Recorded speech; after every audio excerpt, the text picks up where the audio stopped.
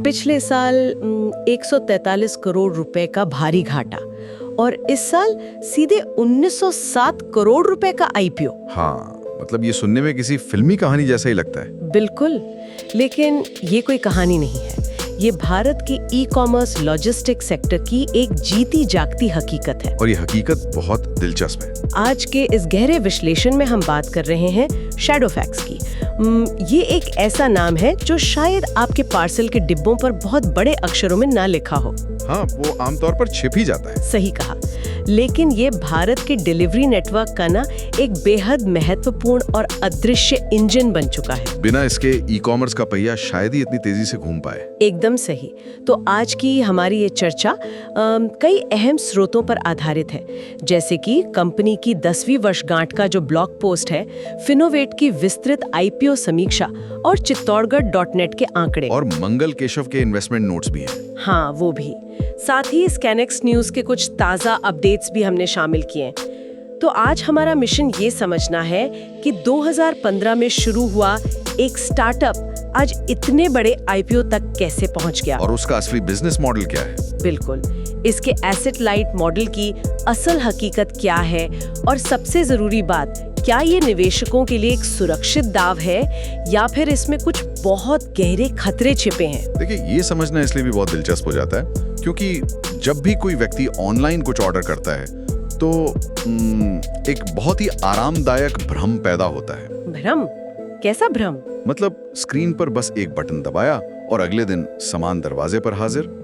ये इतना आसान लगता है कि कोई भी इसके पीछे की अस्त व्यस्त दुनिया के बारे में सोचता ही नहीं है। हाँ, हम तो बस चेकआउट करते हैं और भूल जाते हैं। बिल्कुल, लेकिन उस चेकआउट बटन और दरवाजे की घंटी बजने के बीच का सफर कोई जादू नहीं है। ये एल्गोरिदम, इंसानी पसीने और बहुत ही बारीक मुनाफे की एक बेहद जटिल दुनिया है। तो इतने बड़े आईपीओ की असली कहानी को डिकोड करने के लिए हमें क्या करना होगा? सबसे पहले हमें ये समझना होगा कि शैडोफैक्स नाम की ये मशीन जमीनी स्तर पर काम कैसे करती है। क्योंकि सतह से देखने पर तो ये सिर्फ एक आम कुरियर कंपनी लगती है, मतलब जिसका काम बस एक गोदाम से पार्सल उठाकर ग्राहक तक पहुंचाना है। हाँ, लेकिन दस्तावेजों को खंगालने पर जो तस्वीर सामने आती है ना, वो बिल्कुल अलग है। यहाँ सबसे आकर्षक बात ये है कि जो लोग इसे सिर्फ एक कुरियर कंपनी मान रहे हैं, वे इस बिजनेस मॉडल की सबसे बड़ी खासियत को नजरअंदाज कर रहे हैं। अच्छा, तो असल में ये है क्या? शैडोफैक्स असल में एक टेक्नोलॉजी प्लेटफॉर्म है। ये मुख्य रूप से लॉजिस्टिक्स का काम करता है। अब आप इसके नेटवर्क का आकार देखिए। ये कंपनी भारत के 14,758 पिन कोड्स में अपनी सेवाएं दे रही है। अरे बाप रे, 14,000 से ज्यादा पिन कोड्स, ये तो बहुत बड़ा नंबर है। हाँ, बहुत बड़ा है। लेकिन सबसे हैरान करने वाली बात यह है कि इतने बड़े नेटवर्क को चलाने के लिए उनके पास ट्रकों या डिलीवरी वैन का कोई बहुत बड़ा निजी बेड़ा नहीं है। तो फिर डिलीवरी होती कैसे है? इनका सबसे बड़ा हथियार है इनका गिग वर्कफोर्स।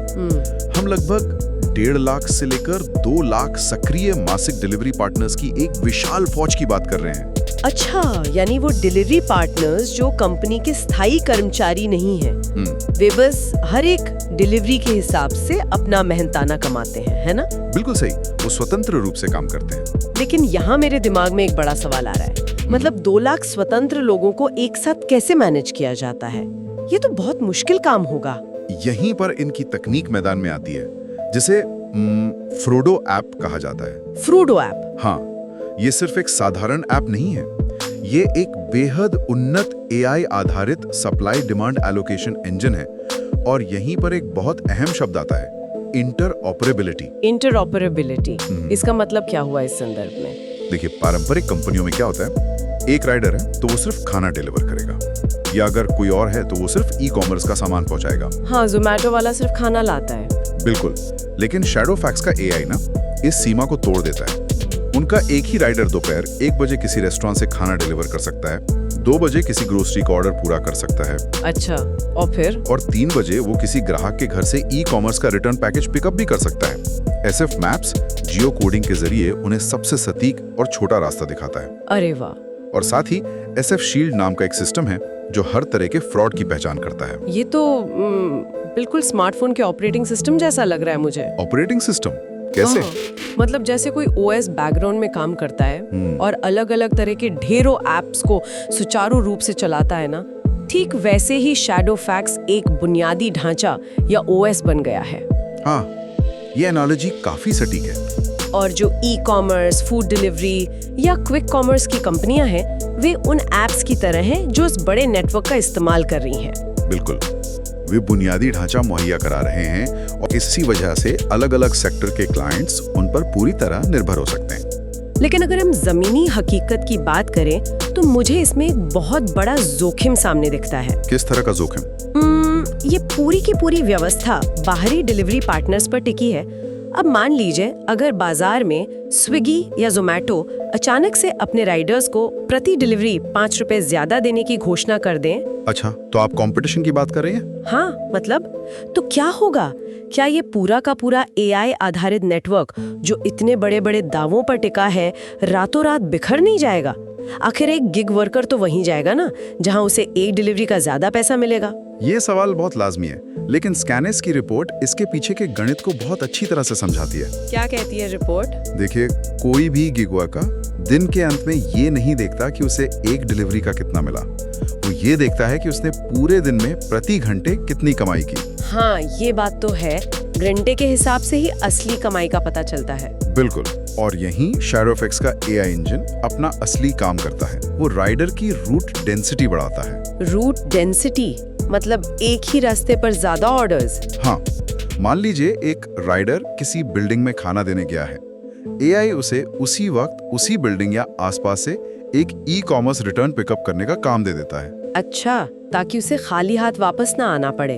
एकदम सही। इससे राइडर का आइडल टाइम यानी खाली बैठने का समय लगभग खत्म हो जाता है। स्कैनेक्स के डेटा के अनुसार इसी सघन नेटवर्क के कारण बड़े शहरों में शैडोफैक्स के राइडर्स औसतन 110 से 120 रुपए प्रति घंटे तक कमा लेते हैं। समझ गई। अब अगर कोई दूसरी कंपनी प्रति डिलीवरी 5 रुपए ज्यादा दे भी दे, लेकिन राइडर को अगले ऑर्डर के लिए आधे घंटे इंतजार करना पड़े, तो उसकी प्रति घंटे की कमाई गिर जाएगी। बिल्कुल गिर जाएगी। यही वो तंत्र है जो इतने सारे पार्टनर्स को इस प्लेटफॉर्म से मजबूती से जोड़े रखता है। तो ये रूट डेंसिटी रातों रात तो नहीं बनी होगी? बिल्कुल नहीं, इसमें सालों लगे हैं। हाँ, इसके पीछे पूरे एक दशक की रणनीति है जिसने शैडोफैक्स को इतनी तेजी से बढ़ने में मदद की है। 2015 में आईआईटी दिल्ली के पूर्व छात्रों द्वारा सिर्फ एक हाइपर लोकल डिलीवरी स्टार्टअप के तौर पर शुरू हुई ये कंपनी आज सच में एक बहुत बड़े मुकाम पर है। उनका ये सफर ना लगातार नए और ज्यादा मुनाफे वाले सेक्टर्स को खोजने की कहानी है। जैसे 2017 में उन्होंने ई कॉमर्स के रिवर्स लॉजिस्टिक्स में कदम रखा। रिवर्स लॉजिस्टिक्स मतलब जो सामान ग्राहक वापस करते हैं उसे वापस गोदाम तक ले जाना? हाँ, वही। ये एक ऐसी प्रक्रिया है जिससे बहुत सी कंपनियां बचना चाहती हैं। क्यों? क्योंकि ये काफी सिरदर्द वाला काम है। कस्टमर घर पर है या नहीं, पैकेट सही है या नहीं। लेकिन शैडोफैक्स ने इसे एक अवसर के रूप में देखा और फिर 2019 में इन्होंने क्विक कॉमर्स में भी एंट्री ले ली। अच्छा, और इसका असर उनके मार्केट शेयर पर कैसा रहा? बहुत जबरदस्त। चित्तौड़गढ़.net की रिपोर्ट के आंकड़े बताते हैं कि वित्तीय वर्ष 2022 में ई कॉमर्स शिपमेंट में शैडोफैक्स का मार्केट शेयर सिर्फ 8% था। सिर्फ 8%? हाँ, लेकिन आज वित्तीय वर्ष 2026 की पहली छमाही में ये मार्केट शेयर छलांग लगाकर लगभग 23% हो गया है। अरे बाप रे, 8 से 23%? हाँ, और आज इनकी आमदनी का करीब 40 से 45% हिस्सा इन्हीं वैल्यू एडेड सेवाओं से आ रहा है। ठीक है, आइए इसे थोड़ा विस्तार से समझते हैं। ये सब उन्होंने अपनी बहुचर्चित एसेट लाइट रणनीति के दम पर किया है ना? बिल्कुल, एसेट लाइट मॉडल ही उनकी सबसे बड़ी ताकत है। अगर मैं सही समझ रही हूँ तो ये बिजनेस मॉडल कुछ Airbnb जैसा है, जो बिना अपनी एक भी इमारत खरीदे दुनिया का सबसे बड़ा होटल नेटवर्क चलाता है। हाँ, एकदम सही एनालॉजी है। तो शैडोफैक्स भी अपने लॉजिस्टिक्स नेटवर्क के लिए ट्रकों या इमारतों को खरीदकर उनमें अपना पैसा नहीं फंसाता। रिपोर्ट के अनुसार उनके पास 53 सॉर्ट सेंटर्स और 4299 टच पॉइंट्स हैं। और ये सभी लीज पर हैं, यानी किराए पर। हाँ, मंगल केशव के नोट्स में जिक्र है कि इसी एसेट लाइट अप्रोच के कारण इनका कैपिटल टर्नओवर रेशियो 3.96 गुना है, जो कि अपने कई बड़े प्रतिद्वंदियों से कहीं बेहतर है। देखिए, कैपिटल टर्नओवर रेशियो 3.96 होने का सीधा सा मतलब ये है कि कंपनी फिक्स्ड एसेट्स में लगाए गए हर 1 रुपए पर लगभग 4 रुपए का रेवेन्यू पैदा कर रही है। जो कि बहुत अच्छी बात है। हाँ, क्योंकि जब संपत्तियों को खरीदा नहीं जाता तो शुरुआत में बहुत सारा पैसा फंसाने की जरूरत नहीं होती और कंपनी अपनी जरूरत और मांग के हिसाब से अपने नेटवर्क को बहुत ही आसानी से बड़ा या छोटा कर सकती है। लेकिन लीज पर लेना कोई जादुई छड़ी तो नहीं है ना? इसमें भी एक बहुत बड़ा वित्तीय पेच फंसा हुआ लगता है मुझे। कैसा पेच? मतलब चाहे इमारत हो या गाड़ियां, लीज पर लेने से एक स्थायी फिक्स्ड कॉस्ट पैदा होती है। हर महीने का एक तय किराया जो कंपनी को देना ही है, चाहे जो हो जाए। हाँ, किराया तो देना ही पड़ेगा। तो मान लिया जाए कि भविष्य में किसी आर्थिक मंदी के कारण या ई-कॉमर्स ऑर्डर्स में अचानक भारी गिरावट आ जाती है, कंपनी का डिलीवरी वॉल्यूम गिर जाता है। वॉल्यूम तो गिर जाएगा, लेकिन उन 53 सॉर्ट सेंटर्स का भारी भरकम किराया तो उतना ही रहेगा ना। ऐसे परिदृश्य में प्रति पार्सल जो लागत आएगी वो तो आसमान छूने लगेगी। तो क्या ये एसेट लाइट मॉडल मुश्किल वक्त में गले की फांस नहीं बन जाएगा? आपने बिल्कुल सही नब्ज पकड़ी है। मंगल केशव की रिपोर्ट ठीक इसी चिंता को एक बड़े रेड फ्लैग के रूप में उठाती है। अच्छा, उन्होंने भी ये पॉइंट उठाया है? बिल्कुल। लॉजिस्टिक्स ना पूरी तरह से स्केल का खेल है, मतलब बड़े पैमाने पर काम करने का। जब तक वॉल्यूम बढ़ रहा है तब तक लीज का फिक्स्ड कॉस्ट प्रति पार्सल के हिसाब से बहुत कम लगता है। हाँ, क्योंकि वो कॉस्ट बहुत सारे पार्सल्स में बट जाती है। एकदम सही। लेकिन जैसे ही वॉल्यूम गिरता है, चाहे वो बाजार की मंदी हो, खराब मौसम हो या किसी त्योहार के बाद की सुस्ती हो, वो तय किराया सीधे कंपनी के प्रॉफिट मार्जिन पर चोट करता है। और लॉजिस्टिक्स सेक्टर में ये फिक्स्ड कॉस्ट किसी भी कंपनी की बैलेंस शीट को मुनाफे से घाटे में धकेलने में बिल्कुल समय नहीं लगाती। और अगर बैलेंस शीट की बात करें तो शैडो फैक्स के वित्तीय आंकड़े किसी रोलर कोस्टर राइड से कम नहीं लगते। पिछले कुछ सालों में एक बहुत ही नाटकीय बदलाव देखने को मिला है। अगर हम इसे व्यापक नजरिए से देखें तो इन आंकड़ों की गहराई में लॉजिस्टिक्स सेक्टर की सबसे बड़ी हकीकत सामने आती है। क्या हकीकत? ये कि यहाँ रेवेन्यू यानी कुल कमाई तो हमेशा बहुत विशाल दिखती है, लेकिन असली जंग उस 1 या 2% मार्जिन को बचाने की होती है। हाँ, मार्जिन तो हमेशा टाइट ही रहता है इस बिजनेस में। फिनोवेट के आंकड़ों पर नजर डालें तो वित्तीय वर्ष 2023 में शैडो फैक्स को 143 करोड़ रुपए का भारी नुकसान झेलना पड़ा था। 143 करोड़? हाँ, लेकिन इसके बाद उन्होंने एक जबरदस्त वापसी की। वित्तीय वर्ष 2025 में इन्होंने घाटों से उबरकर 6 करोड़ रुपए का शुद्ध मुनाफा दर्ज किया। ये तो बहुत अच्छी रिकवरी है। और हाल ही में वित्तीय वर्ष 2026 की पहली छमाही यानी सिर्फ 6 महीनों की अवधि में ये मुनाफा बढ़कर 21 करोड़ रुपए हो गया है। रेवेन्यू की छलांग भी कम हैरान करने वाली नहीं है। मतलब 2023 में जो रेवेन्यू 1422 करोड़ रुपए था, वो 2025 में बढ़कर 2485 करोड़ रुपए हो गया। ग्रोथ तो शानदार है। और कंपनी भविष्य में 23 से 25% की कंपाउंडेड एनुअल ग्रोथ रेट का लक्ष्य लेकर चल रही है। ग्रोथ रेट बेशक प्रभावशाली है, लेकिन जब हम मुनाफे की असलियत यानी प्रॉफिट मार्जिन को देखते हैं ना, तो तस्वीर काफी डरावनी हो जाती है। डरावनी कैसे? वित्तीय वर्ष 2025 में कंपनी का पैट मार्जिन यानी प्रॉफिट आफ्टर टैक्स मार्जिन मात्र 0.24% था। रुकिए, सिर्फ 0.24%? जरा इस मार्जिन की गंभीरता को समझते हैं। यहाँ एक बहुत ही दिलचस्प बात सामने आती है। 2485 करोड़ रुपए का विशाल कारोबार करके अंत में सिर्फ 6 करोड़ रुपए बचाना। सुनने में अजीब लगता है ना? ये तो बिल्कुल वैसा है जैसे कोई व्यक्ति जिम में ट्रेडमिल पर 2 घंटे तक भारी पसीना बहाए, पूरी तरह थक कर चूर हो जाए और अंत में मशीन स्क्रीन पर दिखाए कि सिर्फ 1 कैलोरी बर्न हुई है। हाँ, ये एनालॉजी एकदम परफेक्ट है। मतलब इतनी भारी भरकम मशीनरी, 2 लाख राइडर्स की फौज, बेहतरीन एआई और नतीजा सिर्फ 0.24%। यही सेक्टर की सच्चाई है। इसे अगर जमीनी स्तर पर देखा जाए तो अगर डिलीवरी के दौरान कोई एक 500 रुपए का पार्सल खो जाता है या टूट जाता है तो उस अकेले नुकसान की भरपाई करने के लिए कंपनी को शायद 400 पार्सल बिना किसी गलती के बिल्कुल सही सलामत डिलीवर करने होंगे, है ना? बिल्कुल ऐसा ही है। तो क्या इतने बारीक और रेजर थिन मार्जिन के साथ कोई बिजनेस लंबे समय तक टिकाऊ रह सकता है? फिनोवेट की रिपोर्ट भी चेतावनी देती है कि लागत में सिर्फ 1 या 2% की चूक सारा मुनाफा साफ कर सकती है। तो क्या एक खराब तिमाही कंपनी को वापस उसी 143 करोड़ के घाटे में नहीं धकेल देगी? यही इस पूरे बिजनेस मॉडल की नस है। फिनोवेट की रिपोर्ट स्पष्ट शब्दों में कहती है कि लॉजिस्टिक्स का ये मॉडल पूरी तरह से एग्जीक्यूशन का खेल है, यानी 100% सटीक संचालन। हाँ, मान लीजिए पेट्रोल की कीमतों में थोड़ी सी भी बढ़ोतरी हो जाए या किसी हफ्ते भारी बारिश के कारण डिलीवरी पार्टनर्स काम पर ना आए, जिससे फेल डिलीवरी रेट बढ़ जाए, जो कि भारत में बहुत आम बात है। बिल्कुल। इनमें से कुछ भी अगर थोड़ा सा भी विपरीत दिशा में जाता है ना, तो वो 0.24% का मुनाफा रातों रात शून्य से नीचे यानी घाटे में बदल जाएगा। ये एक ऐसे पतले तार पर चलने के समान है जहां संतुलन बिगड़ने की कोई गुंजाइश ही नहीं छोड़ी जा सकती। ये तो सच में बहुत रिस्की है। और इन्हीं बारीक मार्जिन्स और विकास की बड़ी बड़ी योजनाओं के बीच शैडोफैक्स 1907 करोड़ रुपए का अपना आईपीओ बाजार में उतार रहा है। हाँ, और ये देखना बहुत दिलचस्प है कि वित्तीय विश्लेषक और बाजार इस कदम को किस नजरिए से देख रहे हैं। तो आईपीओ की डिटेल्स क्या हैं? आईपीओ का जो प्राइस बैंड तय किया गया है वो 118 से 124 रुपए के बीच है। इस 1907 करोड़ में से 1000 करोड़ रुपए का फ्रेश इशू है। फ्रेश इशू यानी ये पैसा सीधे कंपनी के पास जाएगा? हाँ, कंपनी का कहना है कि ये पैसा नेटवर्क के विस्तार और लीज की देनदारियों को चुकाने में इस्तेमाल होगा, लेकिन बाकी का 907 करोड़ रुपए ऑफ सेल है, यानी ओएफएस, मतलब मौजूदा निवेशक अपने शेयर बेचकर मुनाफा कमा रहे हैं ना? बिल्कुल। और ये 907 करोड़ रुपए कंपनी के विकास में नहीं जाएगा, सीधा उन निवेशकों की जेब में जाएगा। हालांकि शुरुआत में एंकर इन्वेस्टर्स जैसे आईसीआईसीआई प्रूडेंशियल ने इसमें काफी दिलचस्पी दिखाई और निवेश किया। लेकिन ग्रे मार्केट की कहानी कुछ और ही इशारा कर रही है।